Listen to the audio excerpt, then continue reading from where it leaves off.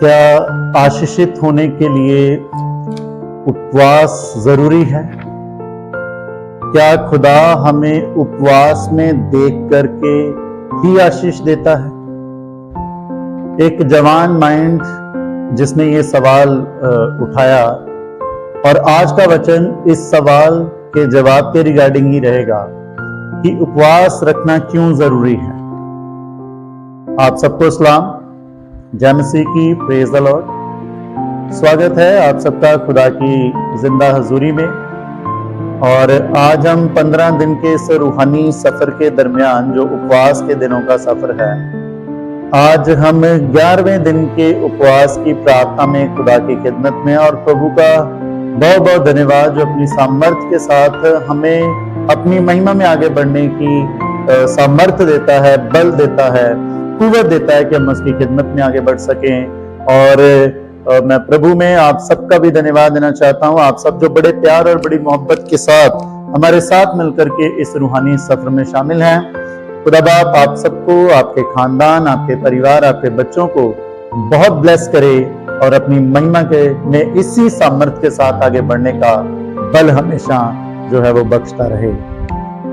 आइए आज के जिंदा कलाम में आगे बढ़ने से पहले हम प्रभु के कलाम में शामिल होंगे और प्रभु के कलाम में से पढ़ेंगे एजरा नबी की किताब और उसका 8 अध्याय, उसकी 21 आयत से लेकर के 23 आयत तक, जहां पर प्रभु का कलाम कुछ इस रीति से है।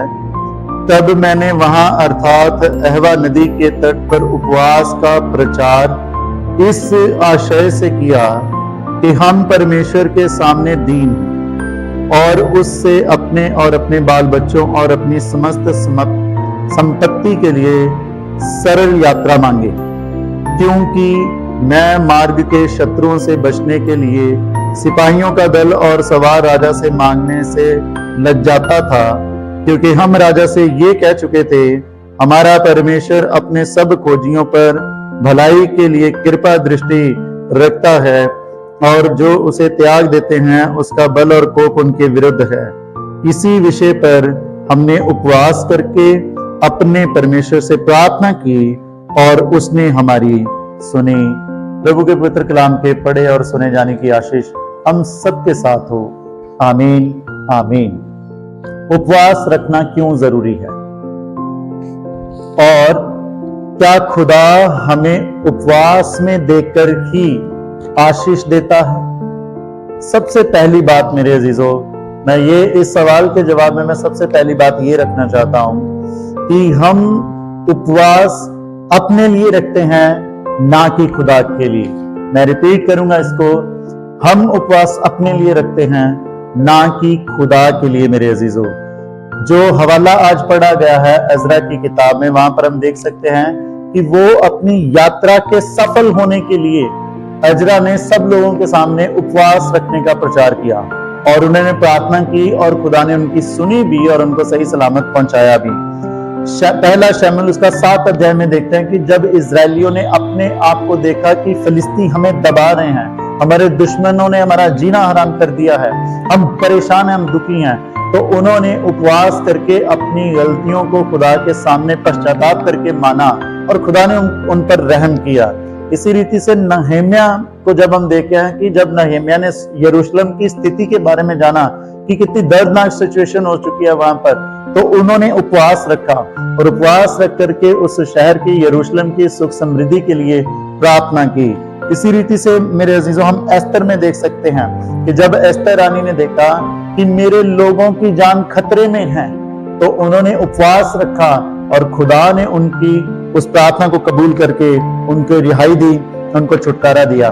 जब नीनवा शहर के लोगों तक ये खुदा का वचन पहुंचा कि उनकी बुराई के कारण वे मरने वाले हैं, तो मेरे अजीजों, उन्होंने भी बच्चे से लेके जो था बड़े बुजुर्ग तक सबका उपवास रखा ताकि वे बचाए जा सके। तो there are many incident in such a way in entire Bible where we can see कि जहां पर पूरी बाइबल में ऐसे बहुत सारे घटनाएं हैं जहां पर हम देख सकते हैं कि उपवास लोगों ने अपने लिए रखा, ना कि खुदा के लिए। तो उपवास किस लिए जरूरी है? कि उपवास जब हम रखते हैं मेरे अजीजों, हम ये जाहिर करते हैं कि खुदा हम हमें कितनी डेस्परेटली इस चीज की जरूरत है, कितनी जरूरी है हमारे लिए इस चीज का हमारे जीवन में पूरा होना।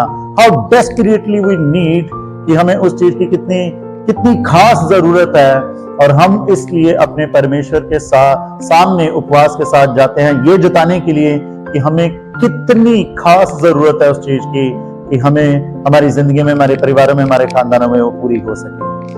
तो उपवास हम अपने लिए रखते हैं, खुदा के लिए नहीं।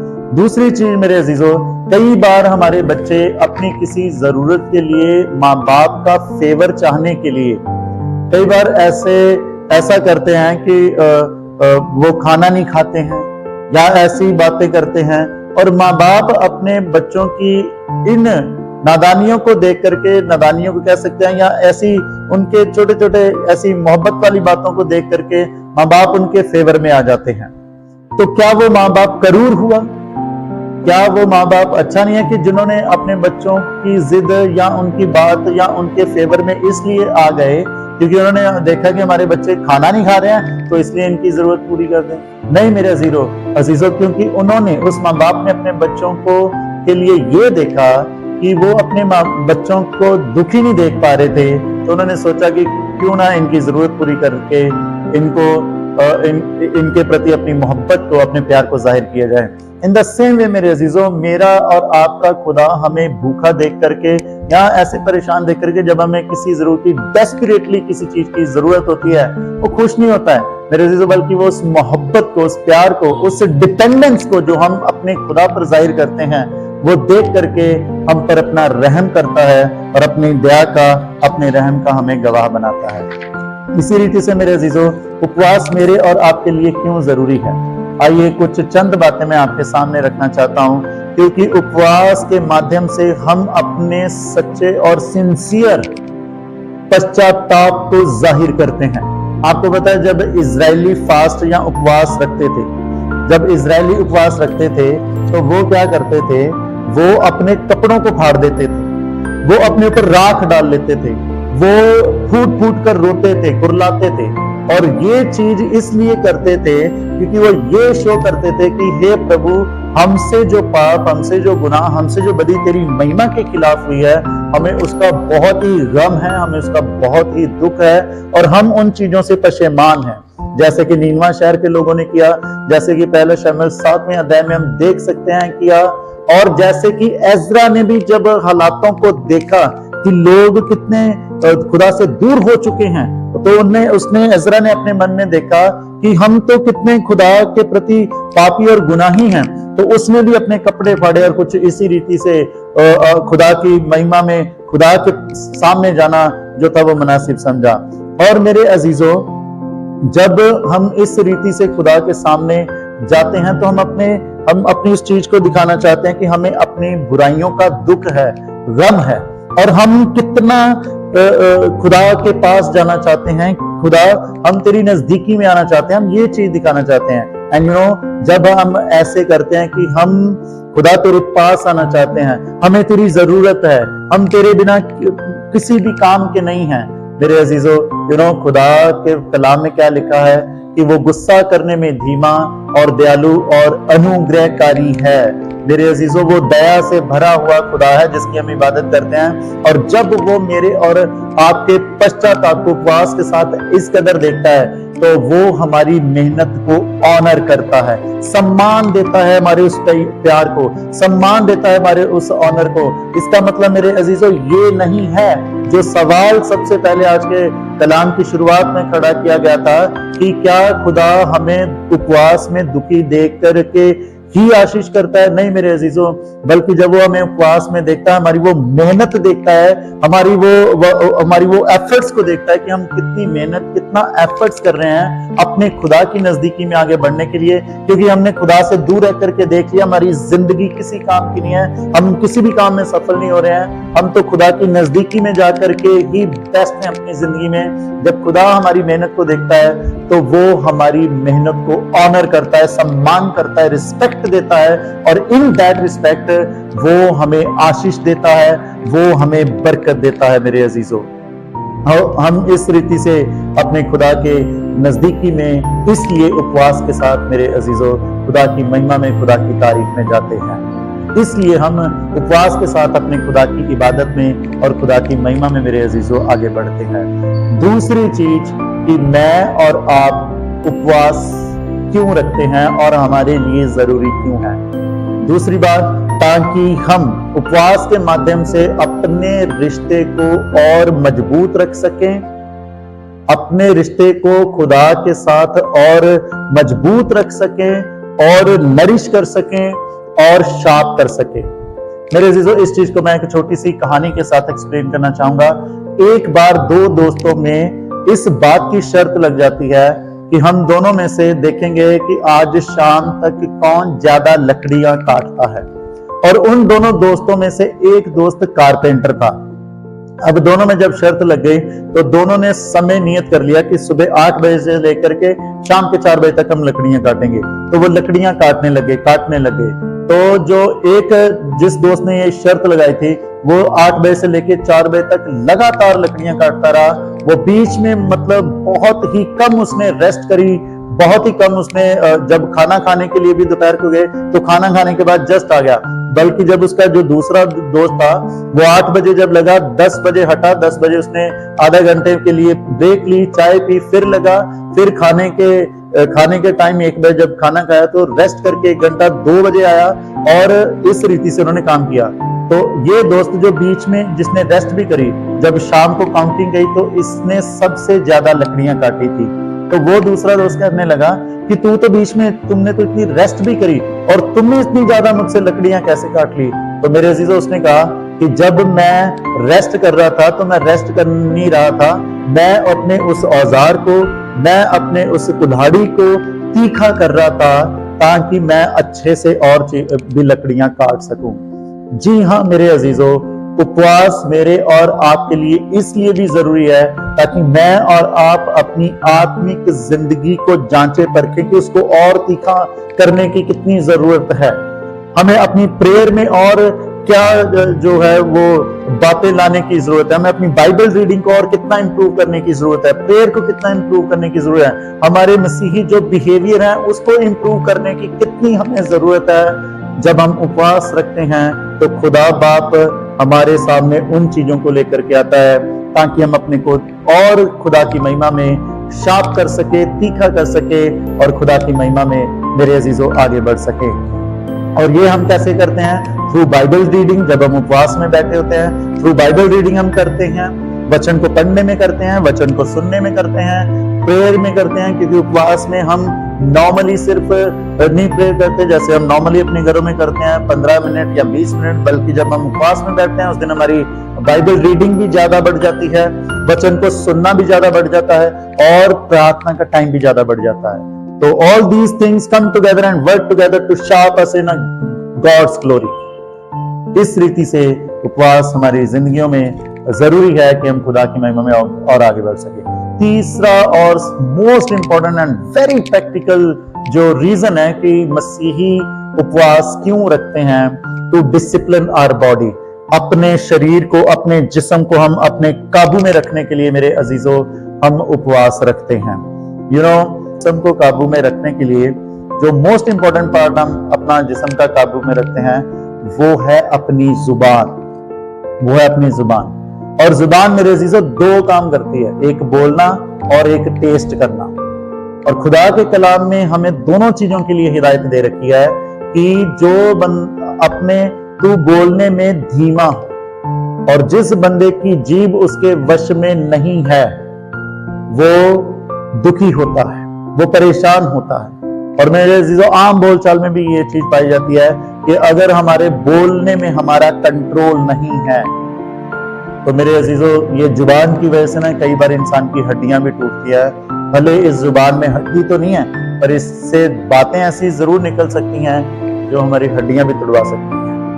हम अपनी जुबान पे मेरे अजीजों कंट्रोल करते हैं क्योंकि हम ऑलरेडी इस बात पर मनन कर चुके हैं कि जब हम उपवास में होते हैं तो हम कोशिश करते हैं कि हम अपनी जुबान से बुरा ना बोल पाए, हमारी जुबान से कुछ बुरा नहीं निकलना चाहिए। क्योंकि अगर कुछ बुरा निकलता है तो हमारा उपवास जो है वो ऐसे ही बेकार ही मेहनत हमारी चली जाएगी। उसका कुछ फायदा नहीं हमें होगा। तो मेरे अजीजों, सबसे पहले कि हम अपनी बॉडी के जिसे पर काबू करते हैं, और दूसरा जो टेस्ट है वो बाइबल में भी दर्ज है कि अगर तू पेटू है तो अपने गले पर चाकू रख, अपने गले पर चाकू रख। आपको पता है मेरे अजीजों, आज बहुत सारी जिस्मानी बीमारियां हमारे गलत चीजों के खाने की वजह से भी, जैसे excessive use of fast food. हद से ज्यादा हम फास्ट फूड खाते हैं, हद से ज्यादा जब हम ऑयली चीजें खाते हैं, हद से ज्यादा मसाले वाली चीजें खाते हैं, सिर्फ टेस्ट यहां तक रहता है, सिर्फ जुबान तक। पर मेरे अजीजों, जो लोग इस पर काबू नहीं रखते हैं, वो धीरे धीरे बाद में आने वाले दिनों में उस चीज का उनको खामियाजा भी देखना पड़ता है। ये तो मैं प्रैक्टिकल चीज बता रहा था मेरे अजीजों। जो इंसान अपनी जुबान पर काबू नहीं कर सकता, वो किसी चीज पर काबू नहीं कर सकता। और जिस बंदे का काबू अपनी जुबान पर है, वो किसी भी चीज पर कंट्रोल कर सकता है। तो जैसे हम अपनी जुबान पर अगर काबू करते हैं, तो हम बाकी चीजों पर भी काबू पा सकते हैं। और जिस्म को काबू में रखना ना सिर्फ आत्मिक बल्कि हमें सामाजिक रीति से भी फायदेमंद बनाता है। मैं फिर से रिपीट करूंगा, अपने जिस्म को काबू में रखना ना सिर्फ आत्मिक तौर पर बल्कि हमें सामाजिक तौर पर भी ब्लेस्ड बनाता है, आशीषित बनाता है मेरे अजीजों। तो ये थी मेरे अजीजों कि हम उपवास क्यों रखते हैं, एक मसीही के लिए उपवास रखना क्यों जरूरी है। और लास्ट में मैं अजीजों में बस यही कहना चाहूंगा, जो बातें मैं 9वें दिन के उपवास प्रार्थना में भी आपके सामने रख चुका हूं, कि ऐसे मसीही हमें चाहिए कि हम उपवास एटलीस्ट हफ्ते में एक दिन, कैसे भी, मतलब हमें चाहिए कि हम अपने आप को खुदा की नजदीकी में आगे बढ़ाने के लिए मेहनत करें, क्योंकि खुदा की हजूरी में करी गई मेहनत व्यर्थ नहीं जाती। और जैसे कि आज के कलाम में हमने सीखा है कि खुदा हमारे आत्मिक मेहनतों को, एफर्ट्स को ऑनर करता है। कैसे ऑनर करता है? जो प्रार्थना हम लेकर के उसके पास जाते हैं, जो प्रेयर हम उसके पास लेकर के जाते हैं, जो अपनी आस और उम्मीद हम उसके पास लेकर के जाते हैं, उन प्रेयर का हाम और आमीन में जवाब देकर के वो हमें ऑनर करता है और हमें अपने ऑनर के गवाह बनाता है। प्रभु पिता परमेश्वर अपने जिंदा कलाम के द्वारा हम सबको ब्लेस करे। आमीन आमीन। आइए मेरे अजीजों, हम अपने सरों को झुकाएंगे और हम दुआ मांगेंगे। सर्वशक्तिमान सारी दुनिया के खालिक और मालिक पिताजी, हम आपके निहायती शुक्रगुजार हैं प्रभु जी, आज 11वें दिन की उपवास प्रार्थना के लिए प्रभु जी, जो आपने हमारी जिंदगी में बख्शा है, और आपके वचन की जिंदा और प्रभु जी खुदा आपके वचनों की उस ताजगी के लिए प्रभु जी, जो आपने हमारी जिंदगी में आज की सुबह बनाई है, कि उपवास कितना हमारे लिए जरूरी है। और जब हम उपवास रखते हैं तो हम प्रभु जी अपनी सच्ची मेहनत को, जो आपकी महिमा के प्रति बयां करते हैं प्रभु जी, जाहिर करते हैं। खुदा की हम शो करते हैं हम कितना हमें डेस्परेटली पिता परमेश्वर आपकी जरूरत है हम। और पिता परमेश्वर हम जाहिर करते हैं आसमानी बाप, जब हम उपवास रखते हैं खुदा कि प्रभु जी हमें आपकी जरूरत है, हमें आपकी जरूरत है। और हम जाहिर करते हैं पिता परमेश्वर जी कि हम अपने जिस्म को आपकी महिमा के लिए कंट्रोल करना चाहते हैं। हे पिता परमेश्वर, आपकी दया, आपका अनुग्रह, आपका रहम पिता परमेश्वर जी हम पर कायम रहे, ताकि हम आपके रहमो करम में प्रभु जी उपवास रखने की सामर्थ को पावे, तो आपके नाम को ऊंचा उठाए। प्रभु जी जितनी भी प्रेयर रिक्वेस्ट है उन सबके लिए भी मैं आपके सामने आना चाहता हूँ। मेथोडिस्ट चर्च आबू रोड से जितने अजीजों की प्रेयर रिक्वेस्ट आई है पिता परमेश्वर जी, जो प्रभु जी नोट डाउन है खुदा, और इन प्रेयर पर इस समय आपके दास का नहीं बल्कि आपका सामर्थी हाथ हो प्रभु जी। प्रभु अपने उन सब बच्चों को अपनी बहुत आशीष और बरकत देना प्रभु जी। जो भी प्रेयर रिक्वेस्ट पिता परमेश्वर जी आई हैं आसमानी बाप, खुदा बेंजामिन फैमिली के लिए आपकी दया उन पर हो प्रभु जी। सिस्टर एशवीना बेनेट के लिए प्रभु उन्हें भी आप आशीषित करें, और सिस्टर के द्वारा जो हमारे अजीज मिसेस क्वीना बेनेट के लिए प्रभु जी प्रार्थना आई है, आप उन्हें भी ब्लेस करना, और प्रभु जी उनकी मांदगी को दूर करके अपनी शिफा रिहाई देना प्रभु जी। रियालिस परिवार और उनके तरफ से जो प्रेयर रिक्वेस्ट आई है प्रभु जी, खुदा मिसेस डोरिस बेजल के लिए प्रभु जी उन्हें भी आप ब्लेस करें और तंदुरुस्ती दें। विशाल के लिए प्रभु जी आपकी आशीष चाहते हैं प्रभु जी, उस मांगी से नजात दें प्रभु जी। और इसी रीति से पिता परमेश्वर जी और भी तमाम प्रेयर रिक्वेस्ट जो मिसेज मीना डी मैसी परिवार की तरफ से है प्रभु जी, उन सब रिक्वेस्ट पर आपकी आशीष चाहते हैं, उनके पति पर आपकी आशीष चाहते हैं पिता परमेश्वर जी। भाई लॉरेंस पॉल और उनकी बहू के लिए आपकी ब्लेसिंग चाहते हैं प्रभु जी। विशाल वगेला फैमिली के लिए, मिसेज ग्लैडिस फिलोमिना के लिए प्रभु जी आपकी तंदुरुस्ती चाहते हैं प्रभु जी। दया करें मिसेज आरिश रॉ परिवार और आखिर परिवार के लिए भी प्रभु जी आपकी दया और आपका अनुग्रह बना रहे। तो खास दुआ मांगते हैं प्रभु जी सिस्टर स्टेला के लिए प्रभु जी, उस प्रभु जी खुदा अपनी बेटी पर अपना अनुग्रह करें और उसको शारीरिक रीति से अपनी कंप्लीट प्रभु जी ब्लेसिंग दें, अपनी महिमा के साथ मामूर करें। पंजाब से जो प्रेयर रिक्वेस्ट है, पठानकोट से, गुमन कला गांव से, कोटली फसी से, पिता परमेश्वर हरचवाल से, बटाला से, पिता परमेश्वर और धारीवाल चर्च से, भाई राजेंद्र परिवार से प्रभु जी, सब पर आपकी बरकत चाहते हैं प्रभु जी और सब पर आपका अनुग्रह चाहते हैं कि प्रभु जी सब आपकी महिमा के गवाह बने और आपके नाम को ऊंचा उठाएं प्रभु जी। हरियाणा से भी जो प्रेयर रिक्वेस्ट भाई तेजपाल परिवार के रिगार्डिंग है प्रभु जी, आप उन्हें कबूल करें और अपने बच्चों को बरकत दें। और राजस्थान के और भी अजीजों की जो प्रेयर रिक्वेस्ट आई हैं प्रभु जी, खुदा लहरा चर्च से, भरतपुर चर्च से, मुराद चर्च से प्रभु जी, उन सब पर आपकी दया आपका अनुग्रह चाहते हैं। भाई यूसुफ परिवार के लिए भी आपकी आशीष ठहरे प्रभु जी। और अगर किसी भी अजीज के लिए हम भूल रहे हैं, हमें माफ करना, बल्कि आपके सामने सब कुछ है प्रभु जी, अब अपनी महिमा से हमें मामूर करना। और खास आज के उपवास के दिन में भी आप हमारी रहनुमाई करें। प्रार्थना खुदावन यीशु मसीह के नाम से, आमीन। आप सबको सलाम। God bless you all.